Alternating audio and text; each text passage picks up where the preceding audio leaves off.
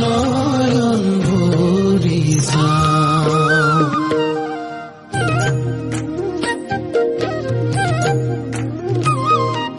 আহা সখী হে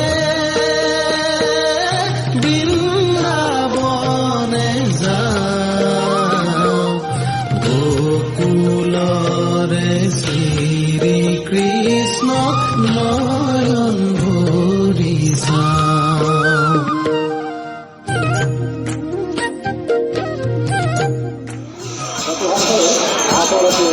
তেখেতক লাভ কৰা